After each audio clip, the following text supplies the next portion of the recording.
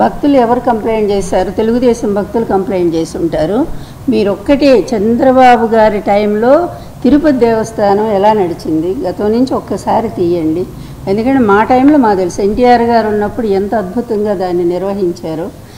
ఆ తర్వాత చంద్రబాబు నాయుడు గారు వచ్చాక దాని పవిత్రత అంతా పోయింది. అక్కడ లోకల్ గూండాలకి వాళ్ళకి అప్పచెప్పారు, లోకల్ గూండాలకు అప్పచెప్పారు. ఆ పేర్లు ఎందుకులే ఇప్పుడు.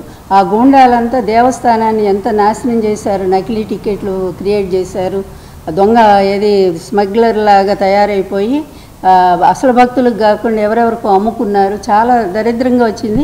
దాని మీద అప్పుడు కాంగ్రెస్ వాళ్ళు కూడా ఎంక్వైరీ చేయాలని పట్టుబట్టడం జరిగింది.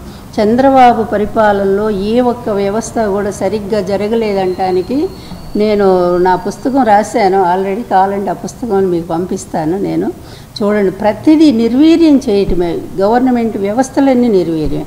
ఈరోజు ఈ 100 రోజుల్లోనే మనం చూస్తూ ఉన్నాము ఎంత స్పష్టంగా ఈ 100 రోజుల్లో అతను నిర్వీర్యం చేసిన సంస్థలన్నీ కూడా ఇప్పుడే రాసి పెట్టుకున్నా నేను. ఒక్క నిమిషం.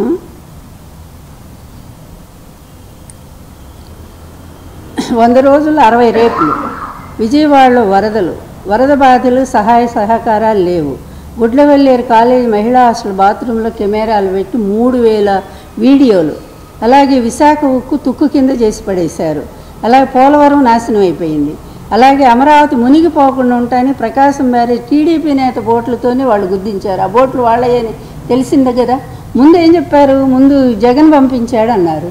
తీరా చూస్తే ఎవరు అంటే టీడీపీ నేతలే. వాళ్ళే పెద్ద ఉత్సవాలు చేశారు, పసుపు జెండాలు కట్టి వాళ్ళ బోట్లే వచ్చినాయి. దాన్ని కూడా మేము తప్పుపట్టలే, ఎందుకంటే వరదల్లో కొట్టుకొని వస్తాయి. కానీ రాజకీయం చేసింది ఎవరు? చంద్రబాబు చేశాడు, ఈ జగన్ పంపించాడని. అన్యాయంగా ప్రతిదీ ఏదైనా అక్కడ తుమ్మితే జగను, ఇక్కడ ఎవరికైనా ఎక్కిళ్ళు వస్తే జగను, ఏదైనా వస్తే జగను. ఇంత అన్యాయమైనటువంటి పాలకుడిని ఇన్నేళ్ళ మీ సీనియారిటీ, దరిద్రపు సీనియారిటీ ఎందుకన్నా పనికి వస్తుందా? ఒక్కటే బాబు, ఈరోజు ఇన్ని అబద్ధాలు. దేవుడితో ఆటలు ఆడొద్దు, దేవుడు వ్యవస్థను నాశనం చేయొద్దు. ఎందుకంటే మన హిందూ ధర్మానికి ఒక ప్రత్యేకగా వెంకటేశ్వర స్వామి ఉన్నారు. నాకు ఒక డౌట్ వస్తూ ఉంది, బస్ నా డౌటే, ఇది పార్టీ విధానం అని నేను చెప్పట్లేదు, కేవలం నా వ్యక్తిగతమైనటువంటిదే. ఇతని రహస్య స్నేహితులు చాలామంది ఉన్నారు. అందువల్ల వెంకటేశ్వర స్వామిని ఆంధ్ర నుంచి తరలించడానికి ఏదైనా కుట్ర జరుగుతుందా అనేది అనుమానం కూడా నాకు వస్తూ ఉంది. ఇది కేవలం నా వ్యక్తిగతమనే చెప్తున్నాను నేను. ఎందుకంటే నిన్న కాంగ్రెస్ పార్టీ అధినేత కూడా ఒక స్టేట్మెంట్ ఇచ్చారు. ఇది ఏదో తమిళనాడుకి సంబంధించిన స్టేట్మెంట్, అదంత ఫాలో అవ్వలేదు నేను. అదేవిధంగా ఇతను కూడా తన స్వార్థం కోసం, మీరు ఆలోచించి చూడండి, ఇతను ఆంధ్రాలో కంటే ఇతని ఆస్తులు ఎక్కడున్నాయి? తెలంగాణలో ఎక్కువ ఉన్నాయి, అలాగే తమిళనాడులో ఇంకా ఎక్కువ ఉన్నాయి ఇతని ఆస్తులు. కర్ణాటకలో ఇక బోలెడు ఉన్నాయి, లెక్కే లేవు. ఇక విదేశాల్లో అయితే సింగపూర్ మొదలుకొని మలేషియా మొదలుకొని మారిషస్ మొదలుకొని అసలు అమెరికాలో డల్లాస్ ఎన్ని దేశాల్లో ఇతని ఆస్తులు ఉన్నాయో అతను కూడా మైండ్ పోయి ఉంది, లెక్క పెట్టుకోవడానికి లేని పరిస్థితుల్లో ఉండిపోయాడు అతను. రేపు అవన్నీ ఎటుపోతాయో ఎవరుగా చేస్తారో అది దేవుడికే తెలియాలా. కానీ ఎందుకు ఇంత పనికిమాలిన నీచ చరిత్ర అంటగట్టుకొని చివరికి మన దేవుడి విలువ నిజంగానే ఒక జరిగింది అనుకుందాము, ఒక లోపం జరిగింది అనుకున్నాం, రహస్యంగా ఎంక్వైరీ చేసి ఆ వ్యక్తులను అరెస్ట్ చేసి జైలుకు పంపించు. కానీ ఇలా ఓపెన్గా మాట్లాడి అసలు వ్యవస్థనే దెబ్బతీస్తే ఎవరికి నష్టం? అందరూ కూడా ఇలా నమ్మితే అది కూడా ఇంకా ప్రచారం, దుర్మార్గ ప్రచారం. ఆ లడ్లు దీని ఆడవాళ్ళు పడిపోయారు, ఈ లడ్లు దీని మా ఆడవాళ్ళ కడుపులో నొప్పి, ఇంత నీచమైన ప్రచారం అంటే అసలు నువ్వు ఎవరి మీద ఎక్కువ పెట్టినట్టు? ఇది జగన్ ఏదో ఇచ్చేద్దాం అనుకొని, జగన్ బదనాం చేద్దాం అనుకొని వెంకటేశ్వర స్వామిని చేస్తున్నావే నువ్వు. అదే జరిగితే రేపు ఈ ప్రసాదాలు తింటారా ఎవరైనా?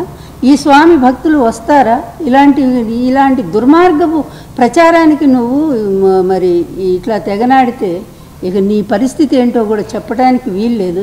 మంచి చెడు, అదేవిధంగా సక్రమం అక్రమం ఒక తేడా తెలియనటువంటి పరిస్థితుల్లో చంద్రబాబు నాయుడు ప్రవర్తిస్తూ ఉన్నాడు.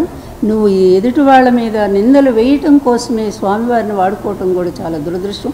మేము ఒక్కటే అడుగుతున్నాం, సిట్టింగ్ జడ్జి చేత వెంటనే ఒక ఎంక్వైరీ వేయించండి దయచేసి.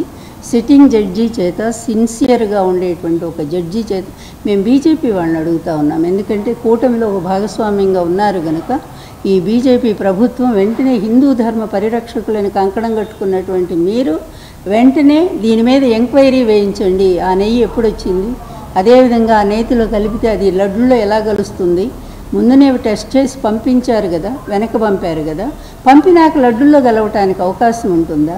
ఇలాంటి దుర్మార్గాన్ని వెంటనే కనుక ఎంక్వైరీ ద్వారా నిరూపించకపోతే స్వామివారి ప్రతిష్ఠ దెబ్బతింటుంది. మేము డిమాండ్ చేస్తుంది ఒక్కటే, బీజేపీ గవర్నమెంట్ కాదు, కూటమి. ఈ కూటమి ప్రభుత్వం వెంటనే దీని మీద విచారణ జరిపించాలి అని చెప్పి దానికి ఒక కమిటీ వేయమని చెప్పి మేము అనుకుంటున్నాం. Please subscribe .news